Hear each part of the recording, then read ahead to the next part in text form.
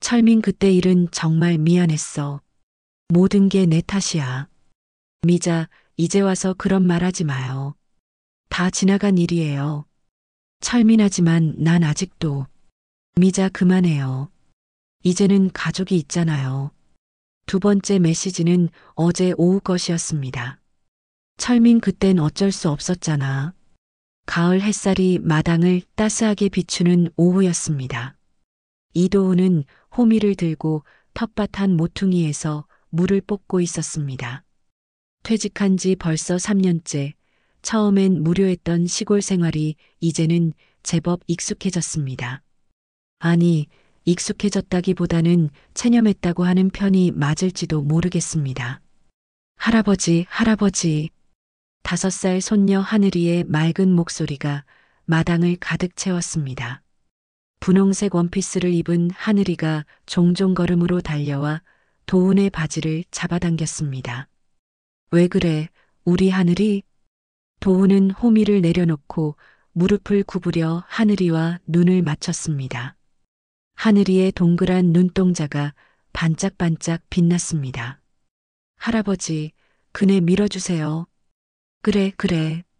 할아버지가 밀어줄게. 도훈은 하늘이의 작은 손을 잡고 마당 한편에 설치된 그네로 향했습니다. 경수가 서울에서 직접 가져다 설치한 그네였습니다. 아내를 잃고 혼자 아이를 키우기 힘들어진 아들이 부모에게 의지하며 가끔씩 내려오는 게 벌써 1년이 넘었습니다. 하늘이가 그네에 앉자 도훈은 뒤에서 조심스럽게 밀어주기 시작했습니다. 하늘이의 웃음소리가 가을 하늘로 퍼져나갔습니다. 그 소리를 들으며 도훈은 문득 이상한 기분에 휩싸였습니다. 분명 행복한 순간인데 왜인지 가슴 한편이 허전했습니다. 할아버지, 동요 불러주세요. 동요? 할아버지가 노래를 못하는데. 괜찮아요. 하늘이가 좋아해요. 도훈은 어색하게 웃으며 곰 3마리를 부르기 시작했습니다. 음정도 박자도 엉망이었지만 하늘이는 깔깔거리며 좋아했습니다. 그런 하늘이를 보며 도훈은 미소를 지었지만 내심 복잡한 감정이 밀려왔습니다. 이 아이의 웃음소리가 왜 이렇게 낯설게 느껴지는 걸까? 분명 내 손녀인데. 부엌에서는 미자가 저녁 준비를 하고 있었습니다. 50대 중반의 미자는 여전히 단정하고 조용한 모습이었습니다. 결혼한 지 30년이 넘었지만 미자는 여전히 자신의 속마음을 잘 드러내지 않는 사람이었습니다. 가끔 도훈은 아내가 무슨 생각을 하고 있는지 궁금했지만 굳이 묻지는 않았습니다. 오랜 부부 생활이 주는 안정감 때문이었을까요? 해가 서서히 지기 시작하자 도훈은 하늘이와 함께 집 안으로 들어갔습니다. 미자가 차린 저녁상에는 김치찌개와 생선구이, 나물 몇 가지가 소박하게 올라와 있었습니다. 아빠는 언제 와요? 하늘이가 물었습니다. 이번 주말에 올 거야. 아빠가 일 때문에 바쁘거든. 도훈이 대답했습니다. 경수는 아내를 잃은 뒤 일에만 매달렸습니다. 아이를 혼자 키우기 힘들어서인지 슬픔을 잊으려고 그러는 건지 도훈으로서는 알 수 없었습니다. 다만 손녀가 아버지를 그리워하는 모습을 볼 때마다 마음이 아팠습니다. 저녁을 먹고 하늘이를 재운 뒤 도훈과 미자는 거실에서 텔레비전을 보며 차를 마셨습니다. 평범한 일상이었습니다. 너무나 평범해서 때로는 지루하기까지 한 일상이었습니다. 여보, 옆집에 누가 이사 온다던데. 미자가 조용히 말했습니다. 그래, 누가? 마을 이장님이 그러시는데 이 동네 출신이래요. 오래전에 살았던 사람이 다시 돌아온다고. 도훈은 고개를 끄덕였습니다. 시골 마을에 새로운 이웃이 생기는 것은 반가운 일이었습니다. 특히 요즘처럼 젊은 사람들이 모두 도시로 떠나버린 상황에서는 더욱 그랬습니다. 그날 밤 도훈은 잠자리에 누워서도 하늘이와 보낸 오후 시간을 떠올렸습니다. 분명 행복한 시간이었는데 왜 자꾸 이상한 기분이 드는 걸까요? 마치 자신이 연기를 하고 있는 것 같은, 진짜 할아버지가 아닌 것 같은 묘한 감정이었습니다. 아마 나이가 들어서 그런가 보다. 요즘 자꾸 이상한 생각이 들어. 도훈은 고개를 저으며 잠에 빠져들었습니다. 내일도 똑같은 하루가 기다리고 있을 거라고 생각하면서 말입니다. 하지만 그는 아직 모르고 있었습니다. 곧 그의 평범한 일상이 송두리째 흔들릴 거라는 사실을 말입니다. 이틀 뒤 토요일 오후 마을 회관에서 추수감사 잔치가 열렸습니다. 도훈은 미자와 하늘이의 손을 잡고 회관으로 향했습니다. 마을 사람들이 모두 모여 음식을 나누며 이야기꽃을 피우는 자리였습니다. 하늘이는 다른 아이들과 뛰어놀기 시작했고 도훈과 미자는 어른들 사이에 자리를 잡았습니다. 아, 도훈 씨. 마을 이장이 한 남자를 데리고 다가왔습니다. 50대 후반쯤 되어 보이는 그 남자는 키가 크고 인상이 온화했습니다. 뭔가 낯익은 느낌이 들었지만 어디서 본 사람인지는 기억나지 않았습니다. 소개해 드릴게요. 강철민 씨예요. 이 동네에서 어릴 때 살았다가 서울에서 오랫동안 지내시다가 이번에 다시 내려오셨어요. 철민은 정중하게 인사했습니다. 안녕하세요. 강철민입니다. 잘 부탁드립니다. 도훈도 인사를 받았습니다. 이도훈입니다. 반갑습니다. 혹시 언제쯤 이 동네에 사셨나요? 아, 그게 정말 오래됐어요. 30년도 더 된 것 같네요. 그때는 정말 잠깐이었거든요. 철민이 수줍게 웃었습니다. 미자가 옆에서 조용히 인사했습니다. 안녕하세요. 그런데 도훈은 미자의 목소리가 평소보다 약간 떨리는 것을 느꼈습니다. 아마 낯선 사람 앞에서 긴장해서 그런 모양이었습니다. 잔치가 한창일 때였습니다. 하늘이가 뛰어놀다가 넘어져서 무릎을 다쳤습니다. 울음을 터뜨리는 하늘이를 보고 도훈이 달려가려는 순간 철민이 먼저 하늘이에게 다가갔습니다. 괜찮니? 어디 다쳤어? 철민은 하늘이를 조심스럽게 일으켜 세우며 상처를 살펴봤습니다. 아, 무릎이 조금 까졌구나. 괜찮아.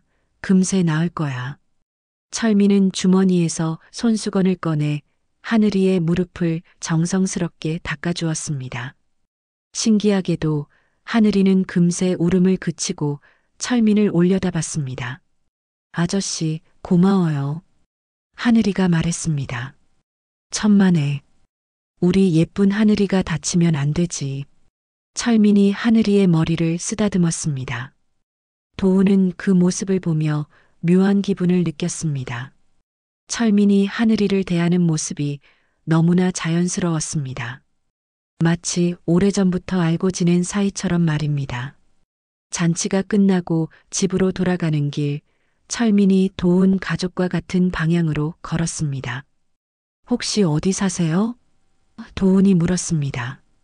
아, 선생님 댁 바로 옆집이에요. 빈집이 있다고 해서 얻어서 살게 됐어요. 도훈은 놀랐습니다. 옆집이라니, 그럼 앞으로 자주 마주치게 될 것 같았습니다. 그럼 이웃사촌이 되는군요. 잘 부탁드립니다. 도훈이 말했습니다. 저야말로 잘 부탁드려요. 혼자 사는 몸이라 외로웠는데 좋은 이웃분들을 만나게 돼서 다행입니다. 집에 도착했을 때 철민은 하늘이에게 작별 인사를 했습니다. 하늘아, 다음에 또 만나자. 무릎 아프면 아저씨한테 말해. 하늘이는 철민을 향해 손을 흔들었습니다. 네, 아저씨. 안녕히 가세요. 그날 밤 도훈은 미자에게 물었습니다. 오늘 철민 씨 어떻게 생각해? 괜찮은 분 같아요. 하늘이한테도 친절하고. 미자의 대답은 평상시와 다름없었지만 도훈은 뭔가 어색한 느낌을 받았습니다. 다음 날 일요일 오후 도훈이 마당에서 하늘이와 공놀이를 하고 있을 때였습니다. 철민이 담장 너머로 얼굴을 내밀었습니다. 안녕하세요. 혹시 방해되지 않으면 잠깐 들러도 될까요? 물론이죠. 들어오세요. 도훈이 대답했습니다. 철민이 마당으로 들어오자 하늘이가 반갑게 달려갔습니다. 아저씨, 우리 하늘이 무릎은 안 아파? 철민이 하늘이를 안아올렸습니다. 도훈은 그 모습을 보며 이상한 감정을 느꼈습니다. 하늘이가 철민을 대하는 모습이 너무나 자연스러웠습니다. 마치 오래전부터 알고 지낸 할아버지를 대하는 것처럼 말입니다. 하늘아, 아저씨가 책 읽어줄까? 철민이 물었습니다. 좋아요. 하늘이가 손뼉을 쳤습니다. 철민은 마당 평상에 앉아 하늘이에게 동화책을 읽어주기 시작했습니다. 그의 목소리는 부드럽고 따뜻했습니다. 하늘이는 철민의 품에 안겨 책을 들으며 행복해했습니다. 도훈은 그 모습을 보며 점점 불편한 기분이 들었습니다. 왜 하늘이가 저 사람한테 그렇게 끌리는 걸까요? 분명 어제 처음 만난 사람인데 말입니다. 저녁 시간이 되어서야 철민이 자리를 떴습니다. 오늘 즐거웠어요. 하늘이 덕분에 좋은 시간 보냈습니다. 저희도 즐거웠어요. 자주 놀러 오세요. 도훈이 인사했지만 마음 한편으로는 복잡한 감정이 일었습니다. 철민이 떠나고 나서 하늘이가 말했습니다. 할아버지, 아저씨 정말 좋아. 아저씨가 읽어주는 책이 더 재미있어. 도훈은 순간 가슴이 철렁했습니다. 자신이 읽어주는 것보다 철민이 읽어주는 게 더 좋다니. 이상하게도 질투심 같은 감정이 일었습니다. 내가 왜 이러지? 그냥 친절한 이웃일 뿐인데. 하지만 도훈의 마음 한편에는 설명할 수 없는 불안감이 자리 잡기 시작했습니다. 철민이라는 남자가 가져온 변화가 과연 좋은 것일까 하는 의구심이 말입니다. 그 이후로 철민은 거의 매일 도훈네 마당에 나타났습니다. 처음에는 간단한 인사만 나누던 것이 점점 자연스럽게 오래 머물게 됐습니다. 하늘이는 철민만 보면 달려가서 안겼고 철민 역시 하늘이를 친손녀처럼 아꼈습니다. 어느 화요일 오후 도훈이 텃밭에서 일하고 있을 때였습니다. 하늘이가 철민과 함께 마당에서 놀고 있었는데 철민이 하늘이의 머리를 묶어주는 모습이 눈에 띄었습니다. 그 손길이 너무나 익숙해 보였습니다. 마치 수십 번도 더 해본 것처럼 말입니다. 하늘아, 이렇게 묶으면 예쁘지? 철민이 하늘이의 머리를 쓰다듬었습니다. 와, 정말 예뻐요. 아저씨는 머리 묶는 게 왜 이렇게 잘해요? 하늘이가 거울을 보며 좋아했습니다. 그냥 옛날에 누군가의 머리를 자주 묶어줬거든. 철민의 목소리에 어떤 그리움이 묻어 있었습니다. 도훈은 그 대화를 들으며 이상한 기분이 들었습니다. 철민의 말투에서 뭔가 숨겨진 이야기가 있는 것 같았습니다. 목요일 저녁 도훈이 화장실에서 나오다가 우연히 창문을 통해 마당을 내려다봤습니다. 그런데 깜짝 놀랄 광경이 펼쳐져 있었습니다. 미자가 철민과 함께 마당 평상에 앉아 조용히 이야기를 나누고 있었습니다. 두 사람의 분위기가 어딘지 진지해 보였습니다. 도훈은 심장이 두근거리는 것을 느꼈습니다. 미자가 다른 남자와 단둘이 이야기하는 모습을 본 것은 처음이었습니다. 더구나 그렇게 진지한 표정으로 말입니다. 그날 밤 미자가 잠든 후 도훈은 조심스럽게 침실을 나섰습니다. 뭔가 확인하고 싶은 충동이 일었습니다. 거실 탁자 위에 놓인 미자의 핸드폰이 눈에 띄었습니다. 도훈은 한참을 망설였습니다. 결혼한 지 30년이 넘도록 한 번도 아내의 사생활을 의심해 본 적이 없었습니다. 하지만 오늘 본 광경이 자꾸 머릿속에 떠올랐습니다. 결국 도훈은 미자의 핸드폰을 집어들었습니다. 다행히 잠금이 걸려 있지 않았습니다. 메시지함을 열어보니 철민과 주고받은 몇 통의 문자가 있었습니다. 첫 번째 메시지는 이틀 전 것이었습니다. 철민, 그때 일은 정말 미안했어. 모든 게 내 탓이야. 미자, 이제 와서 그런 말 하지 마요. 다 지나간 일이에요. 철민하지만 난 아직도. 미자, 그만해요. 이제는 가족이 있잖아요. 두 번째 메시지는 어제 오후 것이었습니다. 철민, 그땐 어쩔 수 없었잖아. 미자, 이제는 아무 일도 없던 것처럼 살아야 해. 철민하지만 하늘이를 보면. 미자, 하늘이는 도훈이 손녀예요. 절대 잊지 마세요. 도훈은 핸드폰을 들고 있는 손이 떨리는 것을 느꼈습니다. 이 메시지들이 도대체 무슨 의미인지 알 수 없었지만 분명한 것은 미자와 철민 사이에 과거가 있다는 사실이었습니다. 그땐 어쩔 수 없었다는 게 무슨 뜻일까요? 그리고 하늘이를 보면이라는 말은 또 무엇을 의미하는 걸까요? 도훈은 핸드폰을 원래 자리에 내려놓고 조용히 침실로 돌아갔습니다. 미자는 여전히 깊게 잠들어 있었습니다. 평소 같으면 편안해 보이는 아내의 잠든 얼굴이 오늘은 왠지 낯설게 느껴졌습니다. 침대에 누운 도훈은 잠이 오지 않았습니다. 메시지 내용이 계속 머릿속을 맴돌았습니다. 미자와 철민 사이에 도대체 무슨 일이 있었던 걸까요? 그리고 하늘이와는 무슨 관련이 있는 걸까요? 다음 날 아침, 도훈은 평소와 다름없이 아침 식사를 했습니다. 하지만 미자를 바라보는 시선이 예전과는 달랐습니다. 30년을 함께 산 아내인데 이렇게 낯설게 느껴진 적은 처음이었습니다. 여보, 어디 몸이 안 좋아요? 얼굴이 안 좋아 보여요. 미자가 걱정스럽게 물었습니다. 아니야, 그냥 잠을 못 잤어. 도훈이 대답했습니다. 하늘이가 아침을 먹으며 말했습니다. 할아버지, 오늘도 철민 아저씨 올까요? 모르겠다. 왜? 도훈이 물었습니다. 아저씨가 오늘 새로운 책 가져다 준다고 했어요. 공주님 이야기래요. 도훈은 하늘이의 밝은 표정을 보며 복잡한 마음이 들었습니다.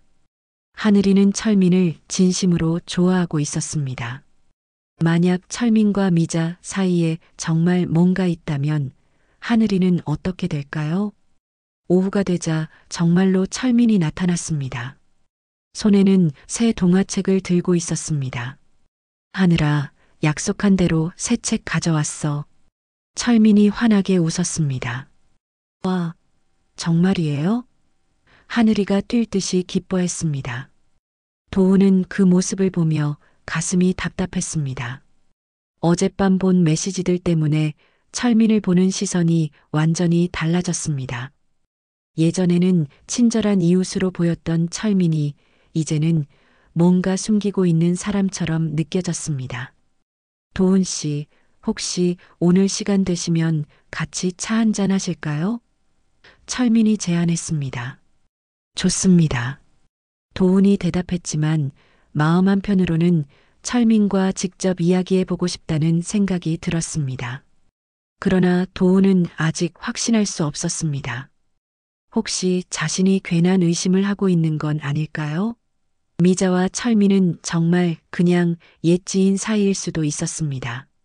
하지만 하늘이가 철민에게 보이는 특별한 애착은 설명하기 어려웠습니다. 겨우 며칠 알았을 뿐인데 마치 오래전부터 알고 지낸 것처럼 자연스러웠습니다. 도훈은 점점 깊어가는 의심 속에서 혼란스러워했습니다. 일주일이 지나도록 도훈은 마음을 정리할 수 없었습니다. 철민과 미자가 주고받은 메시지가 계속 머릿속에 맴돌았습니다. 하지만 직접 물어볼 용기는 나지 않았습니다. 혹시 자신의 착각일 수도 있다는 생각 때문이었습니다. 그러던 어느 토요일 오후 도훈은 옷장을 정리하다가 우연히 오래된 상자를 발견했습니다. 미자의 결혼 전 물건들이 들어있는 상자였습니다. 보통 때라면 그냥 지나쳤을 텐데 요즘 신경이 예민해진 탓인지 상자를 열어보고 싶은 충동이 일었습니다. 도훈은 주변을 살핀 후 조심스럽게 상자를 열었습니다. 안에는 미자의 옛 편지들과 일기장, 그리고 몇 권의 앨범이 들어 있었습니다. 도훈은 가장 아래쪽에 있던 앨범을 꺼내 들었습니다. 앨범을 펼치자 젊은 시절의 미자 사진들이 나왔습니다. 20대 초반의 미자는 지금보다 훨씬 밝고 활기찬 모습이었습니다. 도훈은 미소를 지으며 사진들을 넘겨봤습니다. 그런데 갑자기 도훈의 손이 멈췄습니다. 한 장의 사진에서 믿을 수 없는 광경을 목격했기 때문입니다. 미자 옆에 젊은 남자가 서 있었는데 그 남자가 바로 철민이었습니다. 두 사람은 서로의 어깨에 손을 올리고 다정하게 웃고 있었습니다. 도훈은 사진을 다시 자세히 봤습니다. 틀림없었습니다. 젊은 시절의 철민이었습니다. 사진 뒷면에는 1985년 여름 미자와 철민이라고 적혀 있었습니다. 도훈의 머리가 복잡해졌습니다. 1985년이면 자신이 미자와 결혼하기 1년 전이었습니다. 그럼 미자는 자신을 만나기 전에 철민과 연인 사이였던 걸까요? 계속 사진을 넘기자 더 충격적인 사진이 나왔습니다. 미자와 철민이 바닷가에서 함께 찍은 사진이었습니다. 두 사람의 표정을 보면 단순한 친구 사이가 아님이 분명했습니다. 서로를 바라보는 눈빛에 사랑이 가득했습니다. 마지막 사진은 더욱 충격적이었습니다. 미자가 철민의 품에 안겨 있는 사진이었습니다. 뒷면에는 우리의 마지막 날이라고 적혀 있었습니다. 도훈은 앨범을 덮고 깊은 한숨을 쉬었습니다. 이제 모든 게 명확해졌습니다. 미자와 철민은 과거 연인 사이였고 어떤 이유로 헤어졌던 것입니다. 그리고 지금 철민이 다시 나타난 것입니다. 그 순간 현관문이 열리는 소리가 들렸습니다. 경수가 서울에서 내려온 것 같았습니다. 아버지, 어디 계세요? 경수의 목소리가 들렸습니다. 도훈은 서둘러 앨범을 상자에 넣고 옷장을 닫았습니다. 마음을 진정시키고 거실로 나갔습니다. 왔구나. 도훈이 경수를 맞았습니다. 네, 하늘이는 어디 있어요? 마당에서 놀고 있어. 철민 씨랑 함께. 경수는 고개를 끄덕이고 마당으로 나갔습니다. 도훈도 따라 나가 보니 하늘이가 철민의 등에 엎여서 말타기 놀이를 하고 있었습니다. 아빠. 하늘이가 경수를 보고 반갑게 소리쳤습니다. 우리 하늘이 아빠 보고 싶었지? 경수가 하늘이를 안아 올렸습니다. 철민은 경수에게 정중하게 인사했습니다. 안녕하세요, 경수 씨. 항상 하늘이한테 좋은 아빠 이야기만 들어요. 아, 네. 안녕하세요. 항상 하늘이 돌봐주셔서 감사합니다.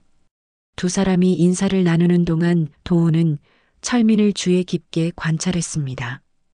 철민이 하늘이를 바라보는 눈빛에서 뭔가 특별한 감정을 느꼈습니다. 단순한 이웃 아저씨가 아이를 보는 시선이 아니었습니다. 저녁 식사 시간 경수가 갑자기 말했습니다. 아버지, 어머니, 사실 말씀드릴 게 있어요. 무슨 일이야? 도훈이 물었습니다. 하늘이 건강검진 받으러 갔다가 이상한 얘기를 들었어요. 의사가 혈액형이 좀 특이하다고 하더라고요. 혈액형이 특이하다고? 미자가 놀란 표정으로 물었습니다.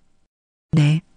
하늘이가 AB형인데 제가 O형이고 아내가 O형이었거든요.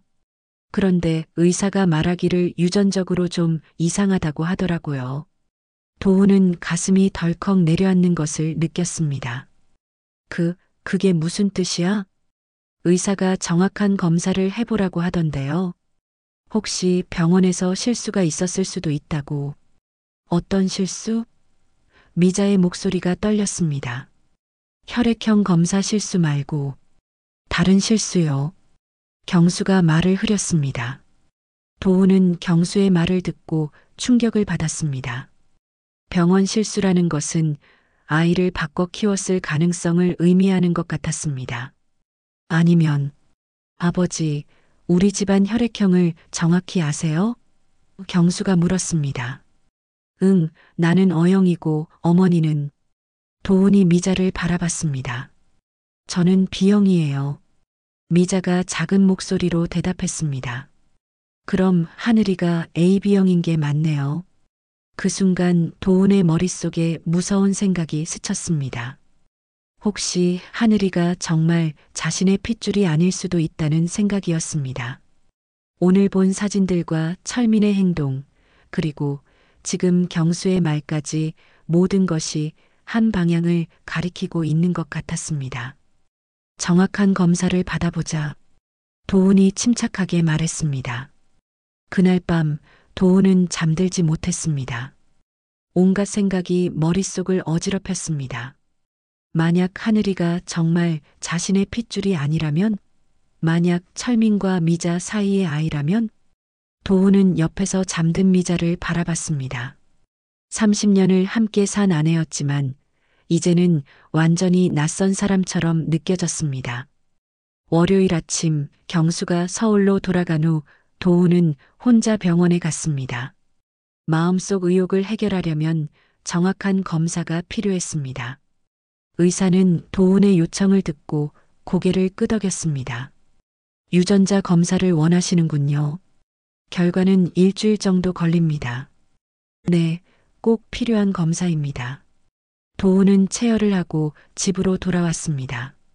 하늘이의 검체는 이미 경수가 가져다 주었습니다. 이제 일주일을 기다려야 했습니다. 그 일주일이 도훈에게는 평생보다 길게 느껴질 것 같았습니다.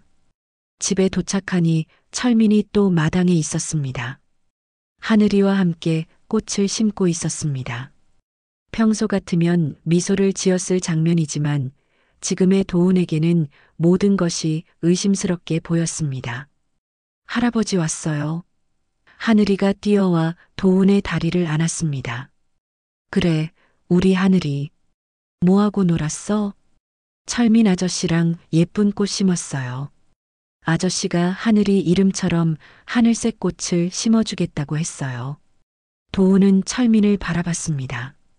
철민은 흙을 털며 일어나 인사했습니다. 도훈 씨, 안녕하세요. 하늘이랑 작은 화단을 만들고 있었어요. 그렇군요. 도훈의 대답은 평소보다 차가웠습니다. 철민은 도훈의 변한 태도를 눈치챈 듯 했지만 아무 말하지 않았습니다. 얼마 후 철민이 자리를 뜨자 도훈은 미자에게 물었습니다. 여보, 철민 씨와는 어떻게 알게 된 거야? 미자의 손이 잠깐 멈췄습니다. 그냥 이 동네에서 만났다고 했잖아요. 그런데 좀 이상해. 서로 너무 친해 보여. 뭐가 이상해요? 그냥 좋은 이웃이니까 친한 거지. 도훈은 더 이상 묻지 않았습니다. 하지만 미자의 당황한 표정을 놓치지 않았습니다. 며칠이 지나면서 도훈의 의심은 더욱 깊어졌습니다. 철민이 하늘이를 대하는 모습을 자세히 관찰해 보니 정말 친할아버지처럼 행동했습니다. 하늘이의 좋아하는 음식도 알고 있었고 하늘이가 우는 이유도 정확히 파악했습니다. 금요일 오후 드디어 병원에서 연락이 왔습니다. 검사 결과가 나왔습니다. 병원으로 오셔서 직접 받아가시기 바랍니다. 도훈은 가슴이 두근거렸습니다. 병원으로 가는 길이 평소보다 훨씬 멀게 느껴졌습니다. 이도훈 씨 맞죠? 의사가 봉투를 내밀었습니다. 네, 맞습니다. 결과를 확인해 보세요. 도훈은 떨리는 손으로 봉투를 열었습니다. 검사 결과지에는 충격적인 내용이 적혀 있었습니다. 유전자 검사 결과 혈연 관계 없음. 도훈은 의자에 주저앉았습니다. 하늘이가 자신의 친손녀가 아니라는 사실이 현실로 다가왔습니다. 의사 선생님, 이게 확실한 건가요? 네, 확실합니다. 유전자 일치율이 전혀 없습니다. 혈연 관계가 아닙니다. 도훈은 비틀거리며 병원을 나왔습니다. 머릿속이 하얗게 변했습니다. 지금까지 자신이 알고 있던 모든 것이 거짓이었습니다. 집에 도착했을 때 미자는 저녁 준비를 하고 있었습니다. 하늘이는 거실에서 그림을 그리고 있었습니다. 평범한 일상 풍경이었지만 도훈에게는 모든 것이 가짜로 보였습니다. 여보, 도훈이 미자를 불렀습니다. 네, 왜요? 도훈은 검사 결과지를 미자 앞에 내려놓았습니다. 이게 뭐야? 미자는 결과지를 보더니 얼굴이 하얗게 변했습니다. 이게 뭐예요? 하늘이와 나는 혈연 관계가 없다는 검사 결과야. 이게 무슨 뜻인지 설명해봐. 미자는 말을 하지 못하고 입술만 떨었습니다. 말해. 하늘이는 누구 아이야? 도훈이 소리쳤습니다. 그 순간 현관문이 열렸습니다. 철민이 들어왔습니다. 철민은 상황을 보더니 고개를 숙였습니다. 모든 게 제 탓입니다. 철민이 말했습니다. 뭐라고? 도훈이 철민을 노려봤습니다. 하늘이 제 핏줄일 수도 있습니다. 도훈은 철민의 말을 듣고 현기증을 느꼈습니다. 무슨 소리야? 철민이 무릎을 꿇었습니다. 미안합니다. 정말 미안합니다. 할아버지, 왜 무서운 얼굴이에요? 하늘이가 다가와서 도훈의 손을 잡았습니다. 도훈은 하늘이를 보며 복잡한 감정에 휩싸였습니다. 이 아이가 자신의 핏줄이 아니라는 사실이 믿어지지 않았습니다. 지금까지 할아버지라고 부르며 자신을 따랐던 하늘이가 말입니다. 그동안 나를 속였다는 거야? 도훈이 미자에게 물었습니다. 미자는 눈물을 흘리며 고개를 숙였습니다. 죄송해요. 정말 죄송해요. 언제부터였어? 언제부터 나를 바보로 만들었어? 철민이 일어나서 말했습니다. 도훈 씨, 화를 내실 거면 저한테 내세요. 미자 씨는 잘못이 없어요. 잘못이 없다고? 내 아들의 아이가 아닌데 잘못이 없다고? 그건 철민이 말을 멈췄습니다. 도훈은 주먹을 꽉 쥐었습니다. 30년 결혼 생활이 한순간에 무너지는 기분이었습니다. 손녀라고 생각했던 하늘이마저 남의 아이였습니다. 할아버지, 왜 울어요? 하늘이가 도훈의 눈물을 닦아주려고 했습니다. 도훈은 하늘이를 보며 마음이 찢어졌습니다. 이 아이는 아무것도 모르고 있었습니다. 자신이 할아버지가 아니라는 사실도 어른들 사이의 복잡한 사정도 모른 채 순수하게 자신을 사랑하고 있었습니다. 하늘아, 할아버지가 잠깐 나갔다 올게. 도훈이 하늘이의 머리를 쓰다듬었습니다. 도훈은 집을 나섰습니다. 어디로 가야 할지도 모른 채 그저 걷기만 했습니다. 평생을 살아온 삶이 모두 거짓이었다는 현실을 받아들이기 어려웠습니다. 도훈은 사흘 동안 집에 들어가지 않았습니다. 마을 끝에 있는 낚시터에서 밤을 새우며 모든 것을 정리하려고 했습니다. 하지만 머릿속은 더욱 복잡해질 뿐이었습니다. 미자에게서 온 전화도 받지 않았고 경수가 급히 내려왔다는 마을 사람들의 말도 듣지 않으려 했습니다. 셋째 날 오후 낚시터에 누군가 다가오는 소리가 들렸습니다. 돌아보니 철민이었습니다. 도훈은 낚싯대를 든 채 철민을 노려봤습니다. 왜 왔어? 도훈의 목소리는 쌀쌀했습니다. 할 말이 있어서 왔습니다. 철민이 도훈 옆에 앉았습니다. 할 말? 더 이상 들을 말은 없어. 철민은 한참 동안 말없이 앉아 있었습니다. 그리고 천천히 입을 열었습니다. 30년 전 이야기부터 해야겠네요. 도훈은 대답하지 않았지만 귀는 기울였습니다. 그때 저는 이 마을에서 교사로 일했어요. 미자 씨도 같은 학교에서 일했고요. 우리는 서로 좋아했습니다. 철민의 목소리에는 그리움이 묻어 있었습니다. 하지만 제가 갑자기 서울로 발령을 받게 됐어요. 미자 씨에게 같이 가자고 했지만 미자 씨는 부모님을 두고 갈 수 없다고 했습니다. 도훈은 여전히 말없이 듣고 있었습니다. 그래서 우리는 헤어졌어요. 저는 서울로 갔고 미자 씨는 여기 남았죠. 그런데 철민이 말을 잠시 멈췄습니다. 그런데 뭐? 제가 떠나기 며칠 전 우리는 술을 마시고 실수를 했어요. 그날 밤의 일이. 도훈은 철민의 말을 듣고 주먹을 꽉 쥐었습니다. 이제 모든 것이 명확해졌습니다. 미자 씨가 임신한 걸 안 건 제가 서울로 간 후였어요. 편지로 알려줬죠. 저는 즉시 내려와서 책임지겠다고 했어요. 그럼 왜 안 그랬어? 미자 씨가 거절했어요. 이미 도훈 씨와 만나고 있었거든요. 도훈은 그제야 기억났습니다. 미자와 처음 만난 것이 바로 그 무렵이었습니다. 미자는 처음부터 자신에게 마음을 열지 않았었는데 그 이유가 있었던 것입니다. 미자 씨는 제게 절대 나타나지 말라고 했어요. 아이는 도훈 씨의 아이로 키우겠다고 했습니다. 그래서 지금까지 모르고 살았다는 거야? 네. 경수가 태어났을 때도 저는 서울에 있었어요. 미자 씨가 편지로 사진만 보내줬죠. 하지만 아이를 직접 볼 수는 없었어요. 도훈은 복잡한 심정이었습니다. 분노와 동시에 묘한 동정심도 들었습니다. 그럼 하늘이는? 철민의 표정이 더욱 어두워졌습니다. 경수가 아내를 잃고 힘들어할 때 미자 씨가 제게 연락했어요. 손녀를 도와달라고 했죠. 손녀? 그때까지 저는 하늘이가 정말 도훈 씨 손녀인 줄 알았어요. 하지만 하늘이를 처음 봤을 때 철민이 말을 멈췄습니다. 뭐? 너무 닮았어요. 어릴 때 경수와 똑같았어요. 그때 의심이 들기 시작했습니다. 도훈은 담배를 피우며 하늘을 바라봤습니다. 모든 것이 맞아떨어지고 있었습니다. 그래서 유전자 검사를 받아보고 싶었던 건 저도 마찬가지였어요. 하지만 미자 씨가 말리더라고요.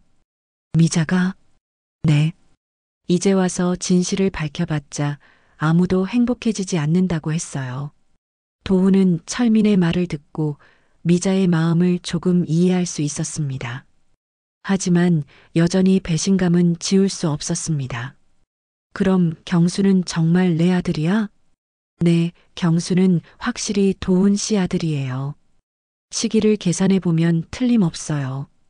그 말에 도훈은 조금 안도했습니다.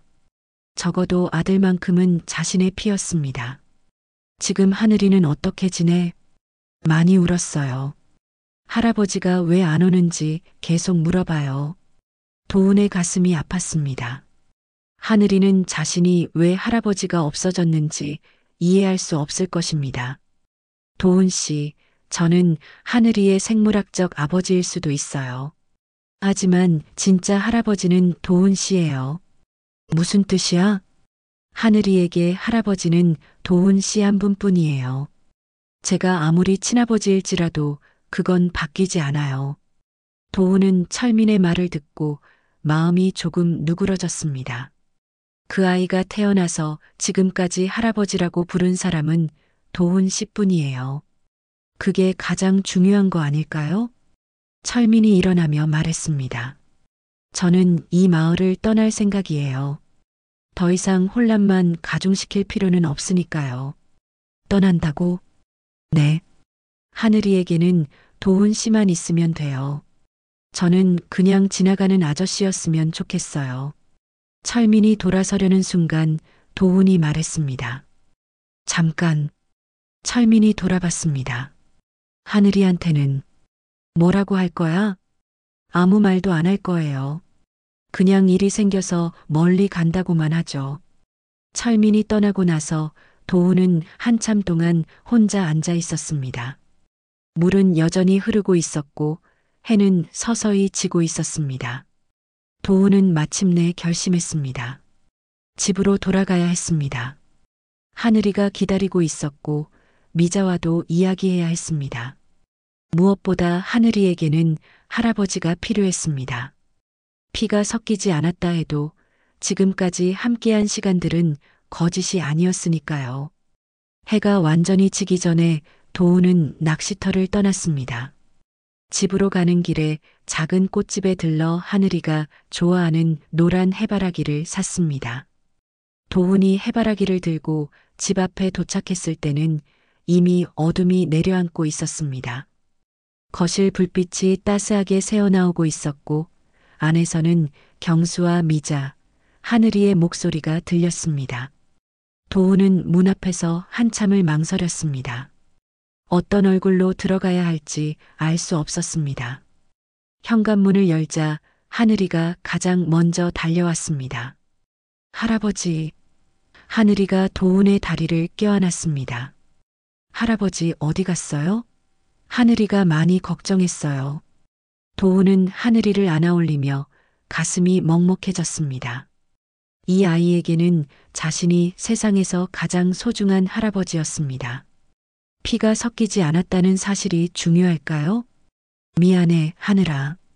할아버지가 급한 일이 있어서 나갔다 왔어. 다신 안 가죠? 하늘이가 불안한 표정으로 물었습니다. 응, 다신 안 가. 할아버지가 하늘이 곁에 있을게. 미자와 경수가 조심스럽게 다가왔습니다. 미자의 눈은 울어서 빨갛게 부어 있었고 경수도 걱정스러운 표정이었습니다. 아버지, 괜찮으세요? 경수가 물었습니다. 응, 괜찮다. 너도 많이 걱정했구나. 도훈은 하늘이를 내려놓고 가족들을 바라봤습니다. 사흘 전과는 모든 것이 달라졌지만 이들은 여전히 자신의 가족이었습니다. 저녁 식사를 마친 후 하늘이를 재우고 나서 도훈은 가족회의를 열었습니다. 거실에 앉은 세 사람 사이에는 무거운 침묵이 흘렀습니다. 경수야, 내가 알아야 할 이야기가 있다. 도훈이 먼저 입을 열었습니다. 무슨 이야기요? 도훈은 유전자 검사 결과와 철민과의 대화 내용을 차근차근 설명했습니다. 경수는 처음에는 믿을 수 없다는 표정이었다가 점점 충격에 빠졌습니다. 그럼 하늘이가. 경수가 말을 잇지 못했습니다. 응. 하늘이는 내 친딸이 아닐 수도 있어. 경수는 머리를 감싸쥐었습니다. 어떻게 이런 일이. 미자가 무릎을 꿇고 경수 앞에 엎드렸습니다. 경수야, 엄마가 정말 미안하다. 모든 게 엄마 잘못이야. 어머니, 일어나세요. 경수가 미자를 일으켜 세웠습니다. 하지만 경수야, 한 가지는 확실해. 넌 분명히 우리 아들이야. 도훈이 경수의 어깨에 손을 얹었습니다. 그럼 하늘이는 어떻게 해야 해요? 경수가 떨리는 목소리로 물었습니다. 도훈은 잠시 생각한 후 단호하게 말했습니다. 하늘이는 우리 가족이야. 피가 섞이지 않았어도 지금까지 함께 살아온 시간이 있잖아. 그게 가장 중요한 거 아닐까? 하지만 아버지, 경수가 망설였습니다. 경수야, 내 아내가 돌아가신 후 하늘이를 누가 키웠어? 누가 밤새 아플 때 간병했고, 누가 첫 걸음마를 받고, 누가 처음 할아버지라는 말을 들었어? 경수는 아무 말도 할 수 없었습니다. 피보다 더 중요한 게 있어. 사랑이야. 하늘이에 대한 우리의 사랑은 가짜가 아니잖아. 미자가 눈물을 흘리며 말했습니다. 당신 정말 미안해요. 평생 죄송하게 살겠어요. 미자 씨. 도훈이 아내를 바라봤습니다. 화가 안 난다면 거짓말이겠지. 하지만 그때 당신도 어려웠을 거야. 혼자 모든 걸 감당하기 힘들었을 거고. 당신, 우리 이제 다시 시작하자. 하늘이를 위해서라도. 그 순간 철민이 현관문을 두드렸습니다. 세 사람은 서로를 바라봤습니다. 도훈이 문을 열자 철민이 큰 가방을 들고 서 있었습니다. 내일 아침 서울로 올라갑니다. 하늘이한테 인사하고 가려고 했는데. 들어와. 도훈이 말했습니다. 철민이 들어오자 경수와 미자도 자리에서 일어났습니다. 네 사람 사이에는 복잡한 감정이 교차했습니다. 철민 씨, 도훈이 입을 열었습니다. 하늘이에게는 뭐라고 할 거야? 그냥 일이 생겨서 서울로 간다고 하려고요. 그게 맞을까? 경수가 물었습니다. 철민은 경수를 바라봤습니다. 경수 씨, 저는 하늘이의 생물학적 아버지일 수도 있어요. 하지만 진짜 아버지는 당신이에요. 하지만 하늘이에게 아버지는 당신 한 분뿐이에요. 저는 그냥 잠깐 나타났다 사라지는 사람이면 돼요. 도훈이 철민에게 말했습니다. 그래도 하늘이한테는 제대로 인사하고 가. 네, 그러겠습니다. 그때 하늘이가 잠에서 깨어 거실로 나왔습니다. 할아버지, 물 주세요. 하늘이가 비비며 말했습니다. 네 어른은 모두 하늘이를 바라봤습니다. 이 순수한 아이는 어른들의 복잡한 사정을 전혀 모르고 있었습니다. 철민 아저씨. 하늘이가 철민을 보고 반갑게 웃었습니다. 하늘아, 아저씨가 할 말이 있어. 철민이 하늘이 앞에 무릎을 꿇었습니다. 뭐예요? 아저씨가 내일 서울로 가야 해. 일이 생겨서. 언제 다시 와요? 철민은 잠시 말을 못했습니다. 한동안은 못 올 것 같아. 하늘이의 표정이 슬퍼졌습니다. 그럼 하늘이랑 못 놀아요? 미안해, 하늘아. 하지만 할아버지가 있잖아. 할아버지가 하늘이랑 더 재미있게 놀아줄 거야. 하늘이가 도훈을 바라봤습니다. 할아버지, 맞죠? 그럼 할아버지가 하늘이랑 매일 놀아줄게. 철민이 가방에서 작은 선물을 꺼냈습니다. 하늘아, 이거 아저씨가 마지막으로 주는 선물이야. 작은 인형이었습니다. 하늘이가 좋아하는 공주 인형이었습니다. 고마워요, 아저씨. 이거 정말 예뻐요. 철민이 하늘이를 마지막으로 안아줬습니다. 하늘아, 아저씨 잊지 마. 그리고 할아버지, 아버지한테 잘해. 네, 약속해요. 철민이 떠나고 나서 도훈은 하늘이에게 물을 주며 말했습니다. 하늘아, 할아버지가 며칠 나간 거 서운했지?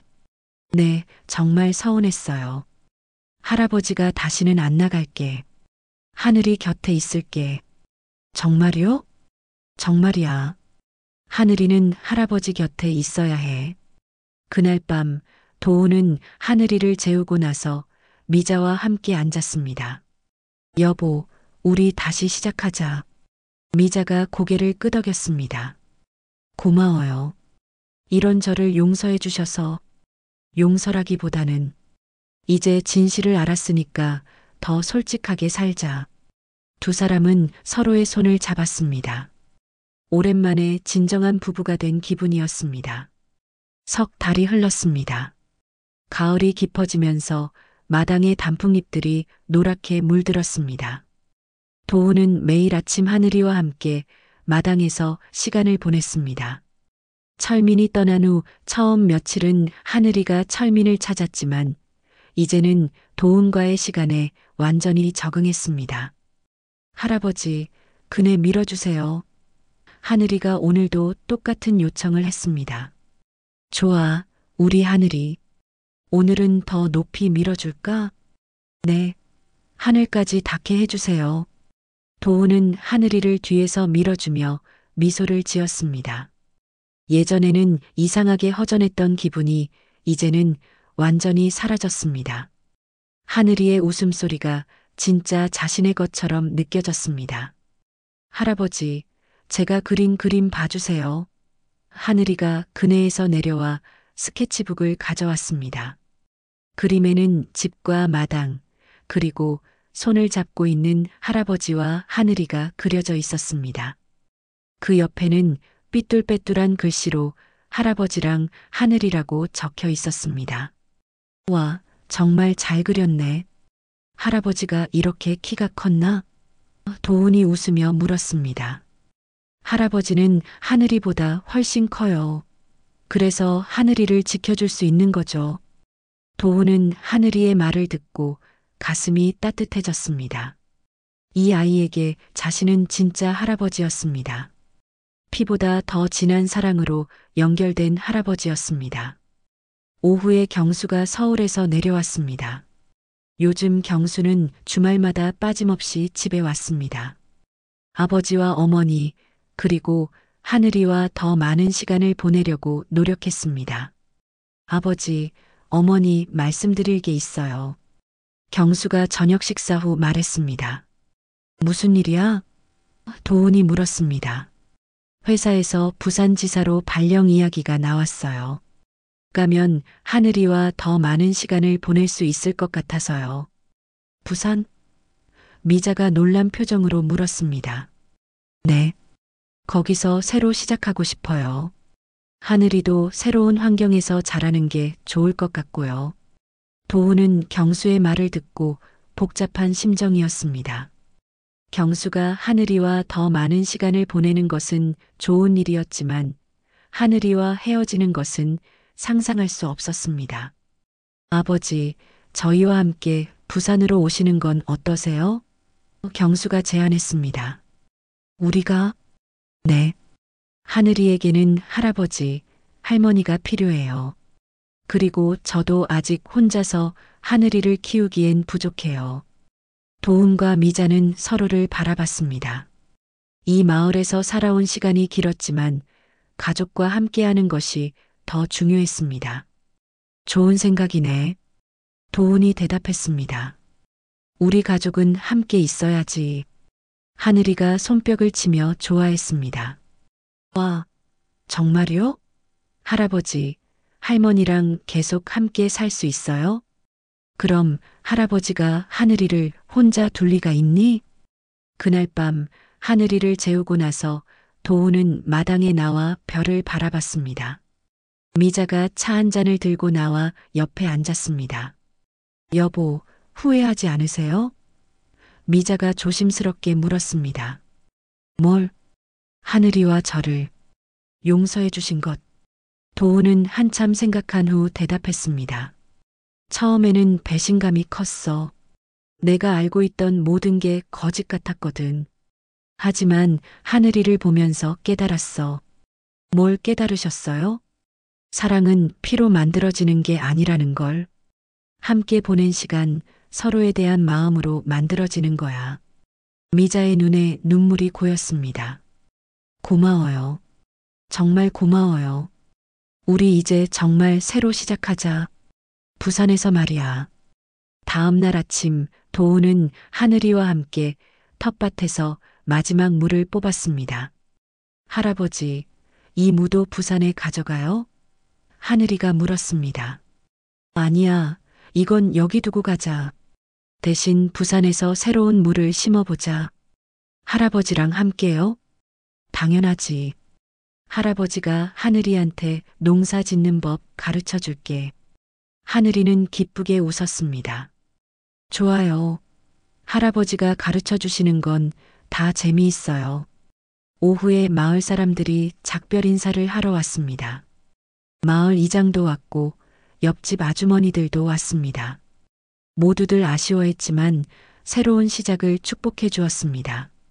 도훈이네, 부산에서도 건강하게 잘 살아. 이장이 말했습니다. 네, 자주 연락드릴게요. 마을 사람들이 돌아간 후 도훈은 혼자 마당을 둘러봤습니다. 이곳에서 철민과 처음 만났고 진실을 알게 되었고 진정한 가족의 의미를 깨달았습니다. 그때 우편함에서 편지 한 통을 발견했습니다. 보낸 사람은 철민이었습니다. 편지를 열어보니 이렇게 적혀 있었습니다. 도훈 씨께 안녕하세요. 서울에서 잘 지내고 있습니다.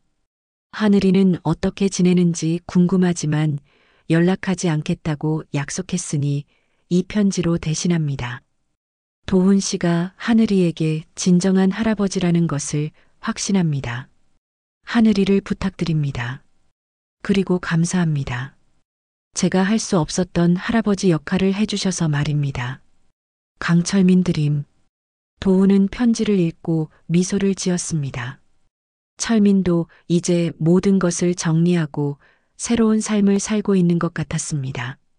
저녁에 하늘이가 도훈에게 말했습니다. 할아버지, 부산에 가도 매일 그네 밀어주세요. 당연하지. 할아버지가 하늘이랑 매일 놀아줄게. 할아버지 최고예요. 하늘이가 도훈을 꼭 안았습니다. 도훈은 하늘이를 안으며 생각했습니다. 피가 섞이지 않아도 이만큼 사랑할 수 있고 이만큼 소중할 수 있다는 것을, 가족은 혈연으로만 만들어지는 것이 아니라 사랑으로 만들어지는 것이라는 것을.